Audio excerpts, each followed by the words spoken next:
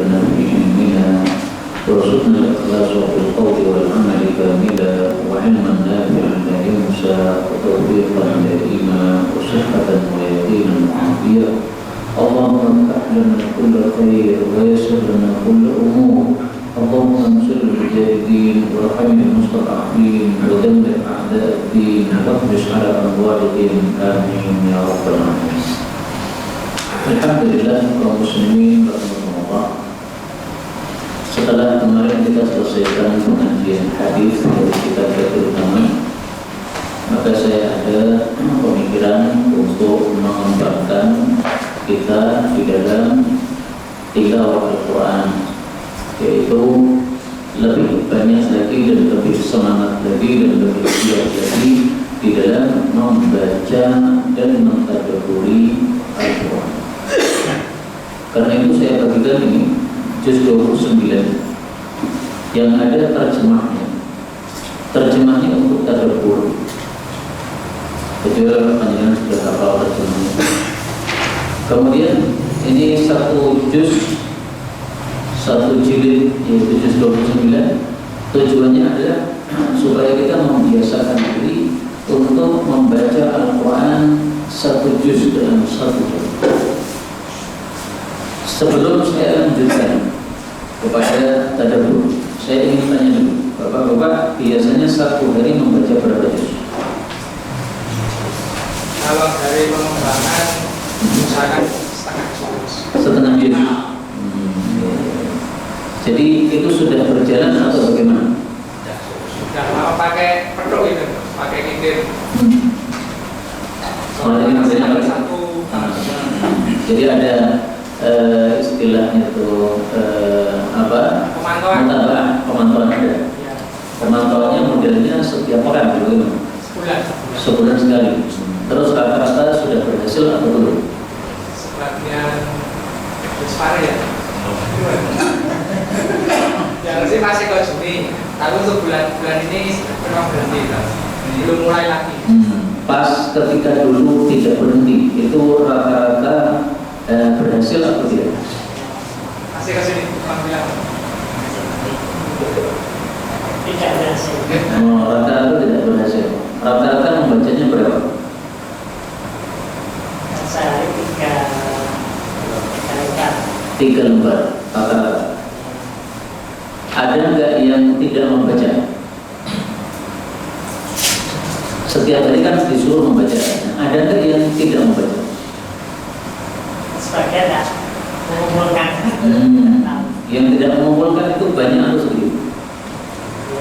Separuh, banyak sekali. Ini program saya harapkan panjenengan bisa melakukannya dengan tertib, yaitu satu hari satu juz. Karena juznya bukan juz yang susah-susah, tapi juz yang mudah, yaitu juz 29. Juz Tabarok. Juz Tabarok kan sudah sering baca atau sudah sering mendengar kan? Insya Allah lancar. Nah kalau lancar, insya Allah membaca dalam satu hari satu juz, insya Allah. Teorinya gini Pak, satu juz itu setelah nanti dihitung, itu halamannya ada berapa? Juznya lembarnya ada berapa? Ada 10 lembar ya.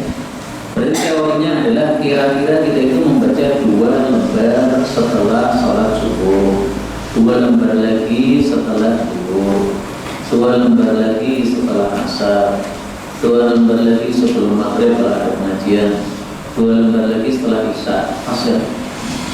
Mudah sekali. Tapi mari kita buktikan bahwasanya membaca satu lembar itu ternyata berapa menit.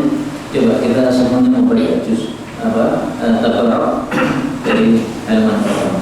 Baca sendiri-sendiri.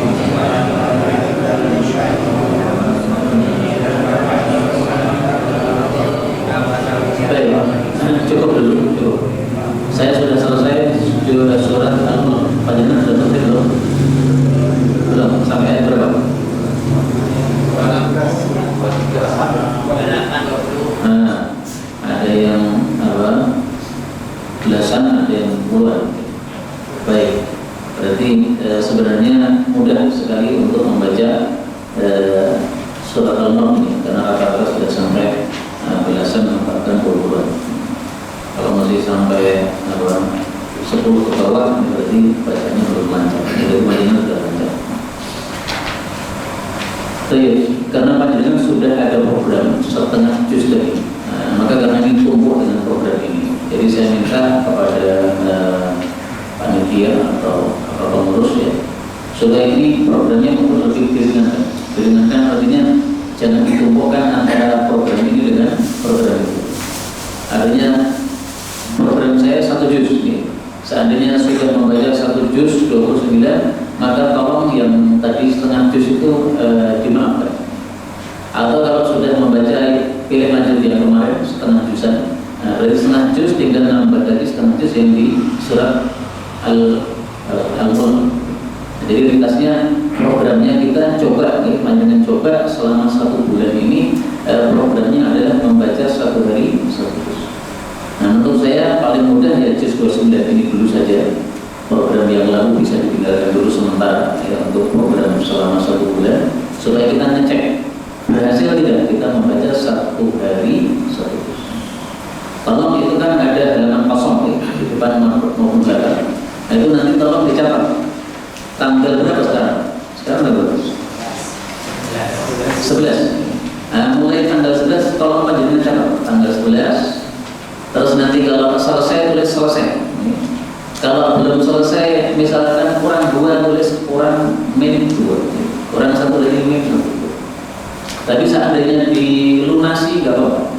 Yang kemarin kurang 1 halaman, maka hari ini saya gabungkan sehingga selesai, nggak ada masalah. Yang penting dalam 1 bulan ini, mari kita coba bisa nggak 1 hari 1.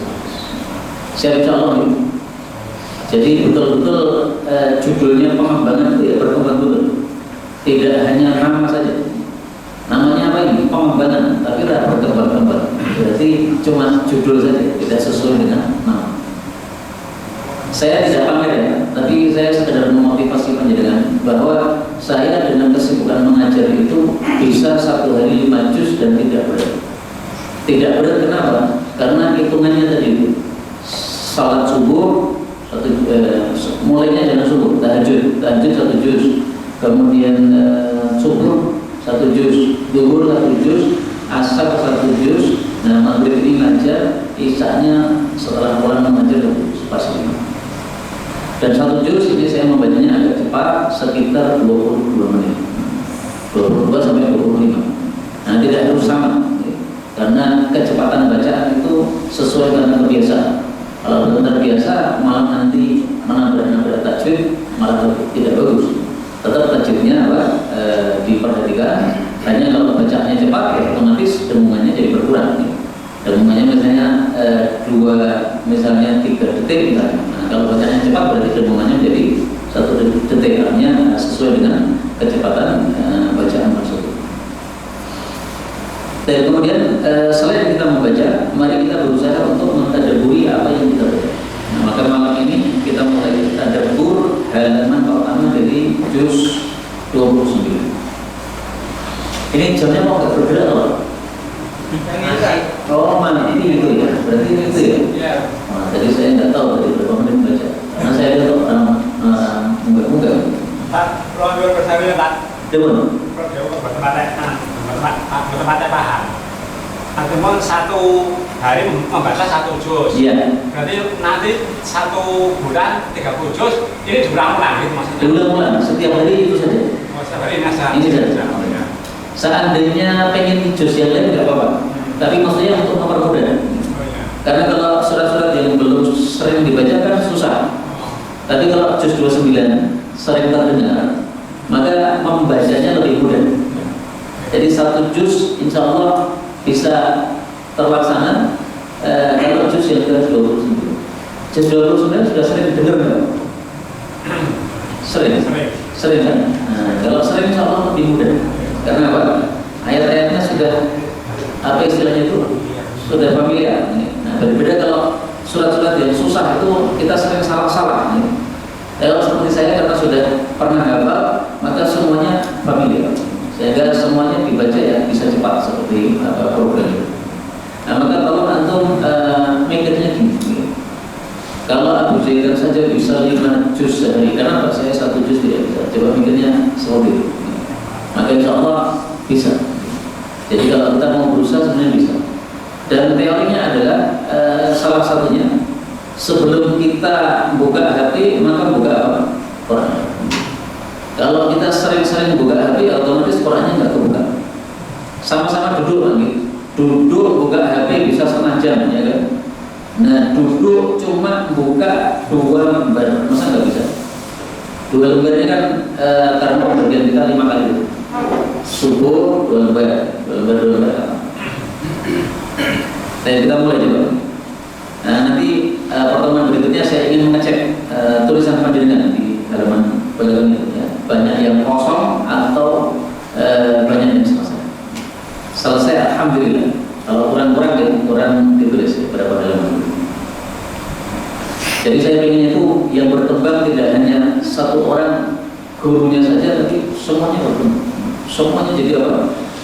Semuanya ada perkembangan dalam kita dekat dengan Al-Quran. Dan kita mulai. Bismillahirrahmanirrahim. Allah Subhanahu wa ta'ala mengatakan, Tabaraka Maha berkah atau Maha suci, alladzi yang biyadihi hanya di tangannya al-mulku kerajaan. Wa huwa dan dia Allah itu ada kullu syai'in atas segala sesuatu, qadir Maha kuasa. Di sini ada 3 hal yang perlu kita perhatikan. Yang pertama, kata-kata tabarak. Tabarak ini ada 2 tafsiran. Ada yang mengartikan tabarak dari barokah, berarti tabarakah Maha berkah. Berkah itu artinya kebaikan, berarti kebaikan Allah sangat banyak. Di situ terjemahnya apa? Maha berkah. Nah, berarti sama dengan apa yang saya terangkan. Tafsiran yang kedua, tabarakah itu adalah Maha suci, Al-Qaddas. Maka kalau menemukan mushaf Quran ada terjemahnya Maha suci, jangan disalahkan, itu juga salah satu tafsiran untuk tabarakah. Jadi Allah tidak punya kekurangan, suci dari segala kekurangan. Kemudian biyadihil mulku, ini artinya adalah hanya di tangannya segala kerajaan. Kenapa diartikan hanya di tangannya? Karena ini susunannya terbalik. Asalnya itu al-mulku biyadihi. Ketika biyadihinya didahulukan daripada al-mulku, maka muncul arti hanya. Seperti iyyaka na'budu wa iyyaka nasta'in. Artinya hanya, karena susunannya dibalik. Kemudian kata-kata qadir, ini beda dengan kata-kata qadir. Kalau qadir, qafnya yang panjang, itu artinya kuasa saja. Tapi kalau qadir, dalnya yang panjang, itu artinya sangat kuasa, sehingga maha kuasa. Maka di sini Allah tidak mengatakan qadir, tapi qadir. Sehingga maksudnya qadir itu apa? Selalu berkuasa. Tidak, orang tidak berkuasa. Kalau kita manusia, kadang-kadang berkuasa, kadang-kadang tidak. Tadi kita itu pakai mobil, Pak, macet di masjid sana itu, tidak bisa hidupkan. Nah, berarti kita tidak kuasa. Pengennya hidupkan, tapi ternyata nggak bisa, nggak kuasa.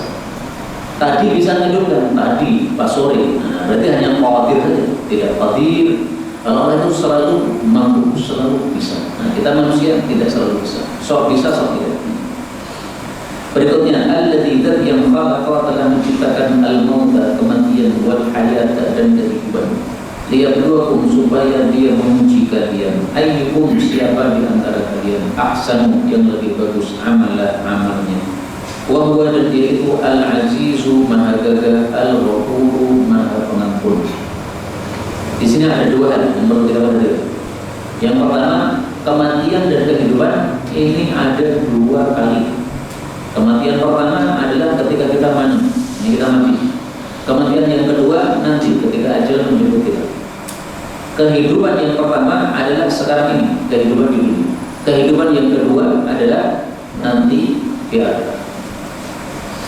Kemudian kalimat ahsanul amala, yang paling bagus amalnya, ini ditafsirkan oleh para ulama dengan 2 hal. Yang pertama, asra'u, paling cepat di dalam berbuat baik. Paling cepat dalam berbuat baik. Yang kedua, aurahu, paling warok dari perbuatan maksiat. Maka orang yang amalnya baik ini mencakup dua hal ini. Yang pertama, segera dalam kebaikan. Yang kedua, meninggalkan atau warok dari keburukan. Nah, maka mendengar adzan segera datang ke masjid ini termasuk ahsanu amalan. Tapi kalau menunda-nunda datang ke masjid, lebih sibuk dengan dunianya, maka ini berarti kurang ahsanu amalan. Maka ahsanu amalan ini rukunnya dua ya. Yang pertama, melaksanakan perintah dengan cepat, dengan segera. Yang kedua, meninggalkan larangan. Itulah yang disebut sebagai warok. Berikutnya, alladzi yang khalaqa telah menciptakan sab'a samawatin, 7 langit, tibaqa bertumpuk-tumpuk. Maka engkau tidak melihat fi khalqir rahman dalam ciptaan ar-rahman min tafawut dari perbedaan. Farji'il basara, maka kembalikanlah pandangan, yaitu melihat lagi ke arah langit. Hal tara, apakah kamu melihat min futur dari kekurangan? Di sini ada dua hal yang perlu kita perhatikan. Yang pertama, tibaqa, yang bertumpuk. Yang dimaksud bertumpuk ini adalah bertumpuk tetapi tidak menempel, tapi ada jeda, ada ruang. Sehingga antara langit satu dengan langit kedua ini ada ruang, ada jeda. Meskipun ini masalah khilafiyah, sebagian ulama berpendapat tibaqa ini adalah tumpuk, tidak ada jeda. Sehingga langit pertama langsung nempel dengan langit kedua dan seterusnya sampai 7. Tapi pendapat yang lebih kuat adalah bahwa tibaqa ini numpuk tetapi ada jedanya. Dalilnya apa?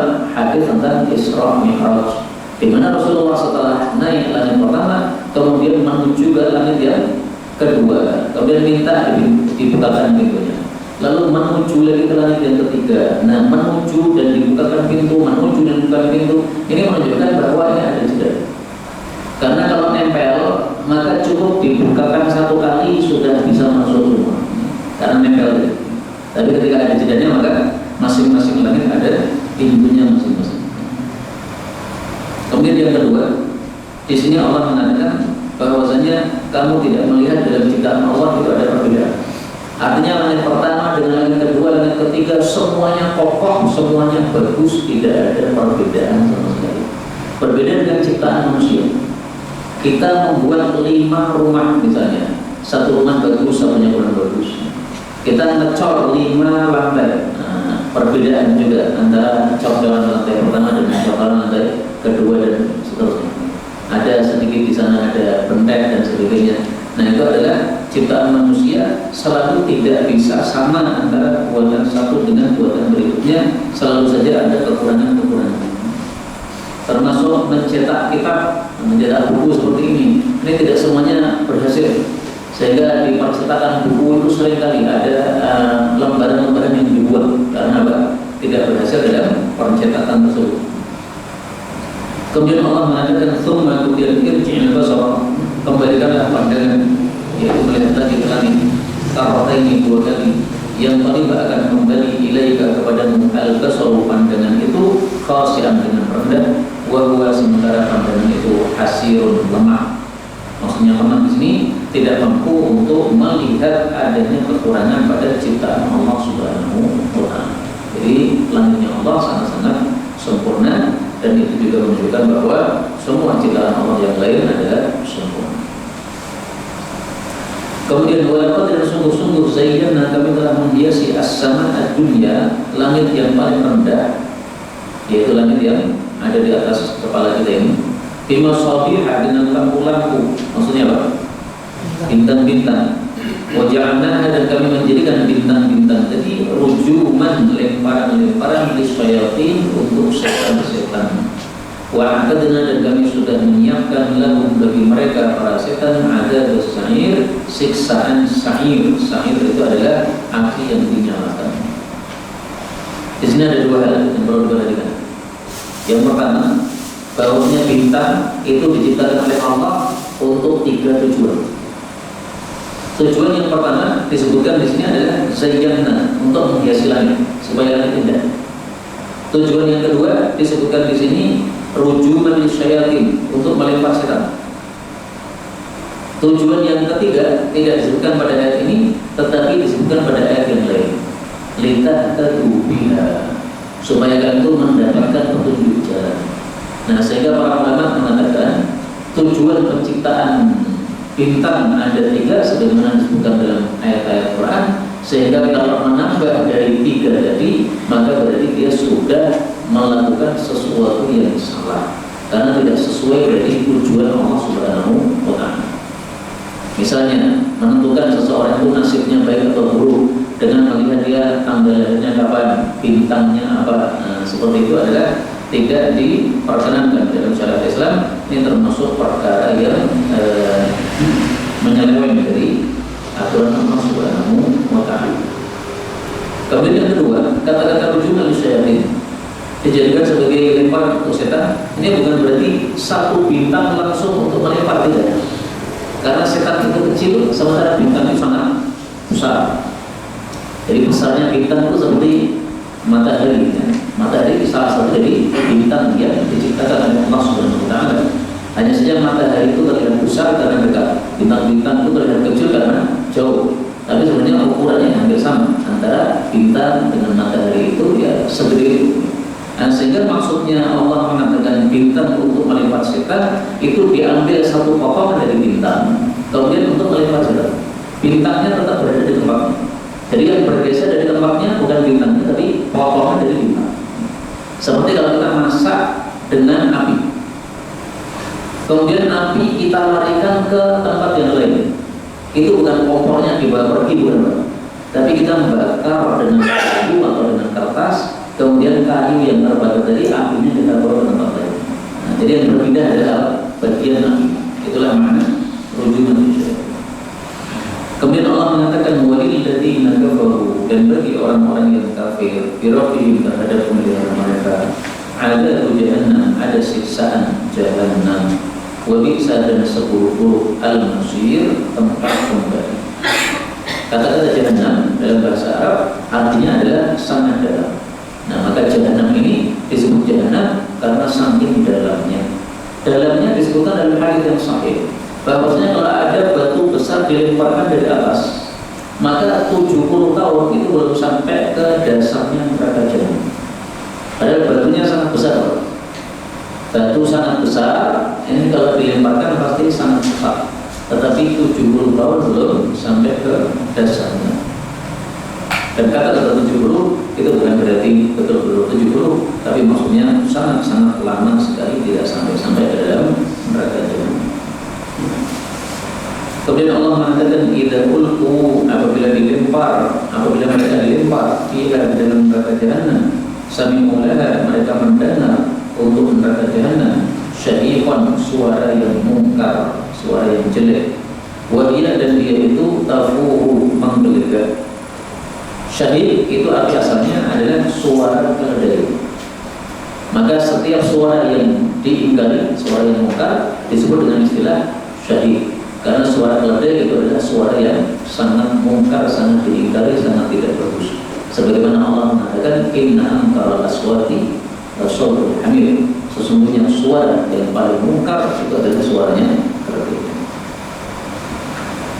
Ayat 8, takadu, nyaris tamayyazu, terpisah-pisah mereka itu minal ghaibi, dari sebab kemarahan. Kullana, setiap kali ulqiya, dilemparkan fiha, pada neraka, faujun, sekelompok, sa'alahum, bertanya kepada mereka, khazanatuha, penjaga-penjaga neraka, alam ya'tikum, belumkah datang kepada kalian nadhirun, seorang pengancam.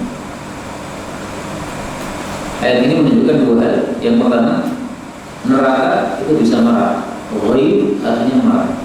Itu diartikan apa? Marah itu. Maka neraka ini seperti manusia, bisa marah, bisa berkata-kata, sebagaimana sabda Nabi SAW, sebagaimana disebutkan dalam Quran juga, bahwa kalau dilemparkan ahli neraka, maka neraka ini mengatakan hal min mazid, apakah ada tambahan? Maka bisa bicara. Dan ini bagi Allah sangat mudah untuk menjadikan neraka bisa bicara, bukan sesuatu yang mustahil. Karena dulu di masa Nabi sebelum menjadi Nabi, itu kalau ketemu dengan batu-batu mengucapkan salam kepada Rasulullah SAW. Nah, sebagaimana batu bisa salam, maka neraka pun juga bisa marah, bisa bicara. Kemudian ayat ini menunjukkan bahwa dalam neraka itu ada khazanah, ada para penjaga-penjaga. Nah, para penjaga ini jumlahnya tidak hanya satu, tapi dipimpin oleh satu malaikat, namanya malaikat Malik. Ya, Maliku liyaqdi alaina rabbuk, malaikat Malik itu penjaga neraka.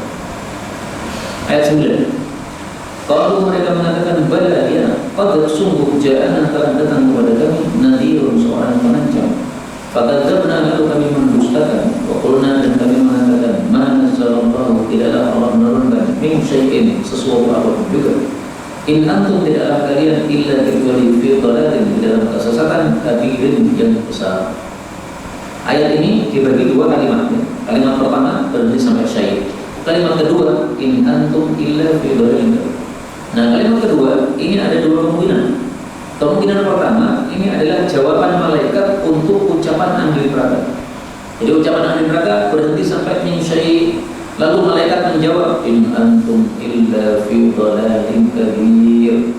Jadi malaikat ini menyalahkan ahli neraka, kalian dulu di dalam kesesatan yang besar. Kemungkinan yang kedua, in antum, ini masih ucapannya orang-orang kafir. Berarti mereka mengatakan kepada para nabi yang datang. Ketika nabi datang membawa Al-Quran, maka mereka mengatakan ma nazzallallahu min syai', in antum, wahai para nabi yang membawa ancaman, in antum illa fi dhalalin kabir. Makanya boleh dibaca lanjut, boleh dibaca berhenti. Paling bagus kita membaca dua kali. Kita membaca dengan bacaan lanjut, dan kita sambil menghayati ini adalah ucapan orang kafir kepada para nabi. Lalu kita ulangi lagi bacaan ini, berhenti sampai min syai', kemudian kita lanjutkan in antum dengan menghayati bahwa ini jawaban para malaikat. Nah, ini cara membaca Quran dengan tadabbur. Sehingga sebelum tadabbur memang kita perlu untuk mempelajari tafsirnya dulu. Sudah tahu tafsirnya, nah, baru kita baca ulang dengan apa? Berikutnya, waqalu, dan mereka mengatakan law kunna nasma'u, kalaulah kami dulu mendengar, au naqilu, atau berpikir, ma kunna, tidak adalah kami fi ashabis sa'ir, pada penghuni neraka sa'ir. Ini menunjukkan pentingnya mendengar. Jadi kajian termasuk mendengar. Nah, maka panjenengan mendengar ini termasuk satu sifat yang membedakan panjenengan dengan orang-orang kafir. Orang-orang kafir tidak mau mendengar. Kalau dibacakan Quran, mereka tutup telinga. Nah, kita hadir di pengajian mendengar ayat Quran. Nah, ini salah satu sifat yang membedakan dengan orang-orang kafir. Fa'tarafu, lalu mereka mengakui bidzanbihim, terhadap dosa mereka, yaitu dosa mendustakan nabi tadi. Fasuhqan, maka binasa di ashabis sa'ir, untuk penghuni neraka sa'ir.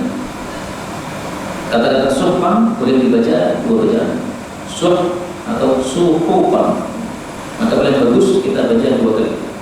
Fasuhqan li ashabis sa'ir. Lalu kita lagi fasuhqan li ashabis sa'ir, supaya mengingat ilmu ini. Terakhir penutup, innal ladzina, sesungguhnya orang-orang yang yakhshawna rabbahum, takut kepada Tuhan mereka, bil ghaibi, dengan ghaib, lahum maghfiratun wa ajrun kabir, bagi mereka ampunan dan pahala yang besar. Yang dimaksud bil ghaib ini ada dua tafsiran. Tafsiran pertama, Allah bil ghaib. Jadi kita tidak melihat Allah, tapi kita takut sama Allah. Tafsiran yang kedua, kita sedang ghaib, yaitu sedang tidak dilihat oleh manusia. Kita hanya sendiri di kamar, tapi masih saja kita takut kepada Allah Subhanahu wa ta'ala. Ini yang dapat disampaikan, betul dari Allah. Kalau ada salahnya, astagfirullahaladzim wa atubu walhamdulillahi rabbil alamin. Tapi maka kita kemudiannya masyarakat akan ucapannya, kemudian mereka balik. Kalau untuk jawabannya itu gimana? Zabaniyah itu juga anggota-anggotanya Imam Malik radhiyallahu anhu. Pak Imam Malik, malaikat ribuan penjaga surga. Tapi apakah di surga cuma satu malaikat? Tidak. Malaikat itu pangkalannya, ketuanya. Sama dengan malaikat maut. Malaikat maut apakah satu orang? Tidak. Banyak. Yang datang itu banyak. Ketika ada orang mati itu yang datang banyak. Tapi pemimpinnya satu, yaitu malaikat maut, atau biasa disebut Israel. Padahal istilah Israel itu hadisnya tidak sahih. Tapi maksudnya ada satu poin.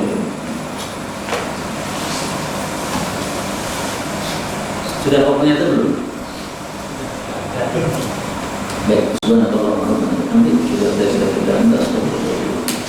Saudara, kajian gratis ini berjalan atas izin Allah dan dukungan tulus dari Anda.